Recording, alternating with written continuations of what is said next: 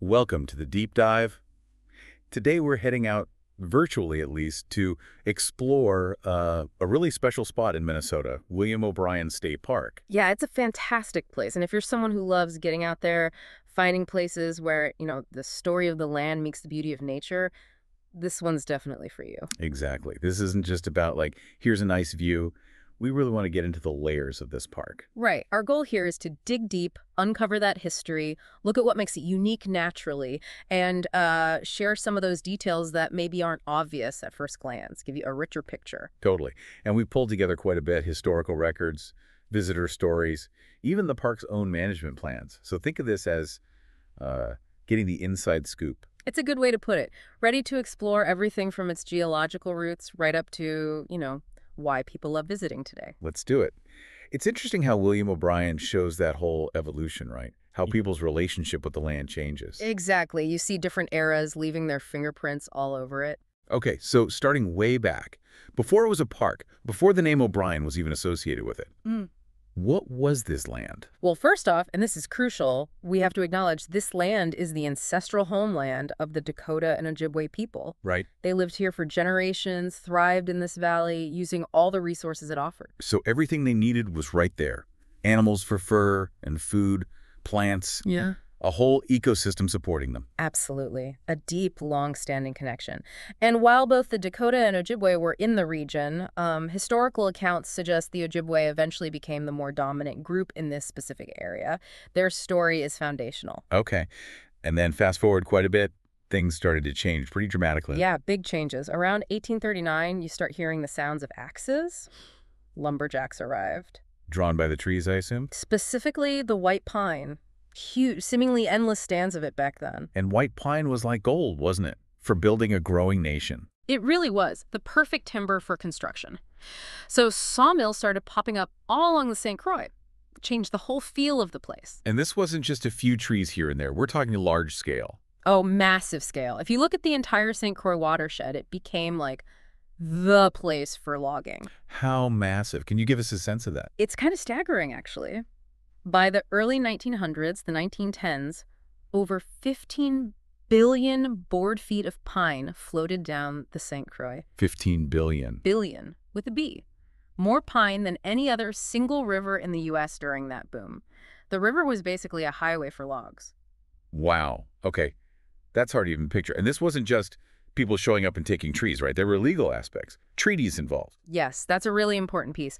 The 1837 White Pine Treaty, that's where the Ojibwe and Dakota ceded their rights to harvest those pines. So the treaty effectively enabled this massive logging operation. Pretty much paved the way for it, yeah. So you have this huge industry, but it's directly linked to that treaty and the displacement of the indigenous people who lived there for centuries. And the wood itself, where did it all go? All over. It helped build cities way down south like St. Louis. It provided lumber needed for settlers moving onto the Great Plains to farm. Minnesota's forests literally built parts of the Midwest. It's amazing to think about that connection. But taking that many trees must have had a huge impact environmentally. Oh, absolutely. Major deforestation, changes to the soil runoff, serious environmental shifts. But interestingly, that era also saw the beginnings of a conservation ethic. People started saying, hey, maybe we should protect some of this. And wasn't there a specific event on the St. Croix that kind of pushed that forward? A log jam? Yes.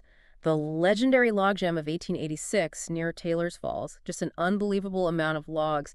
Estimates are like 125 to 150 million feet of logs jammed up. Million? That's insane. It was a huge spectacle, drew crowds, got tons of press coverage, and ironically, seeing that massive jam, that symbol of resource extraction, actually helped build support for preserving the Dalles of the St. Croix, led directly to Interstate State Park, one of the first interstate parks. So out of this massive exploitation came the seeds of conservation.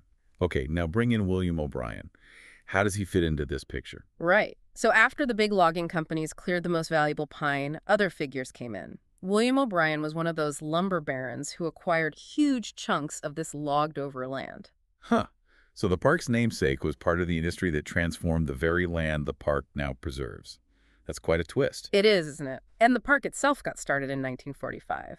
His daughter, Alice O'Brien, donated the first 180 acres in his memory. A memorial gift. That speaks volumes about changing attitudes, maybe. I think so, and that initial 180 acres was just the beginning. It grew from there. Oh yeah.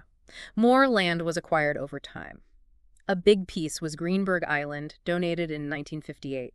Now the park is over 2,000 acres. Shows a real commitment to expanding that protected space. And Alice O'Brien, the daughter who made the first donation I read, she was quite interesting herself, connected to the area. Yes, described as a wonderful, creative, exciting individual. She clearly had a deep love for the St. Croix Valley, starting around 1959. Her vision was key. And the park's location is significant too, isn't it? Part of a larger protected riverway. Exactly. It sits within the St. Croix National Scenic Riverway. That designation underscores its importance for protecting the whole river corridor, not just the park boundaries. Okay, fascinating history. Let's shift to today. If someone visits William O'Brien, what's the landscape like? What do they see? It's got lovely variety. You get these nice rolling hills covered in woods, but then as you get closer to the river, it transitions into floodplain forest. Very lush. And there's a lake too. Yep, Lake Alice right inside the park adds Yeah. another dimension to it. So what are people doing when they visit? What are the main activities? Well, camping is super popular. The Savannah Campground is even open year-round, which is great for hardy Minnesotans. Year-round camping. And hiking, of course. About 12 miles of trails. Some are accessible, some are self-guided nature trails. Good options for different levels. What about winter? You mentioned year-round camping. Yeah, it's a big winter spot, especially for cross-country skiing. They groom 12 miles of trails, and it's really well regarded regionally as a top-notch ski destination. Plus, snowshoeing anywhere off the trails. Makes sense. And being right on the St. Croix, water activities must be popular too. Definitely. Fishing in the river, you might catch northern pike, walleye, bass. Lake Alice has a fishing pier too, easier access maybe. Can you get out on the water, like paddling? Absolutely. Canoe rentals are available, which is great, or you can bring your own boat. There's a launch. And Lake Alice has a swimming beach for cooling off in the summer. Sounds like it really covers all the bases, season-wise. And I think I read it's good for bird watching. Oh, excellent for bird watching. The St. Croix is a major flyway for migrating birds. So depending on the time of year, you can see a huge diversity of species. So lots to do, lots to see. Which brings up management. How do they take care of such a valuable place? Conservation is definitely a priority. Their main goals are, protecting and improving the natural and cultural resources, looking after rare species, providing education, and making sure people with different abilities can access the park. And what does that look like on the ground? What kind of work are they doing? Things like managing the deer herd so the forest understory stays healthy, fighting invasive species, which is a constant battle everywhere, really, No. keeping the fishery in Lake Alice healthy, and keeping track of any threatened or endangered species found in the park. They're actively stewarding it. Good to know. Is there anything planned for the future, like connecting to other areas? There's talk, yeah. A potential connection to the Gateway State Trail. That would be fantastic for bikers and hikers, really linking up the recreational opportunities. That would be great.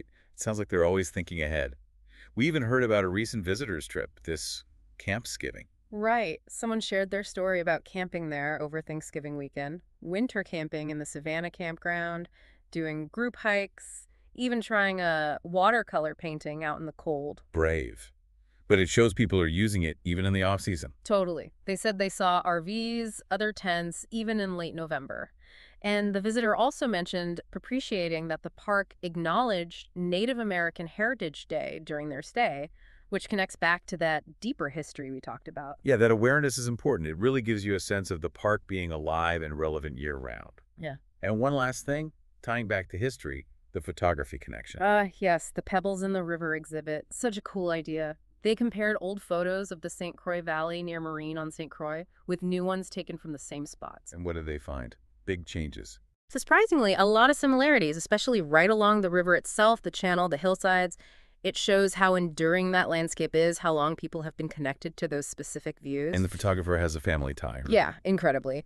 Tommy O'Brien, who took the contemporary photos, is William O'Brien's great-great-grandson. And it was his great-aunt Alice who made that first land donation. Wow, full circle. Exactly. One noticeable difference in the photos, though, was more trees now than a century ago. Maybe a sign of forest recovery and conservation efforts paying off. That's hopeful. Okay, so wrapping up our deep dive on William O'Brien State Park, What are the big takeaways for someone listening? Well, I think it's seeing the layers. You've got the deep indigenous history, then the massive impact of the logging boom, followed by the O'Brien family's role in shifting towards preservation. And now it's this place with incredible natural diversity and so many ways to enjoy it. Yeah, and that commitment to taking care of it, ensuring it lasts. Right. It really tells the story of that whole region's shift from just resource extraction to valuing and protecting these natural spaces. So if you're listening and you love history or nature or just finding cool new places to explore, William O'Brien State Park sounds like it has a lot to offer. It absolutely does. And maybe it makes you think, when you visit places like this, you're literally walking through layers of history. It makes you appreciate the landscape's ongoing story.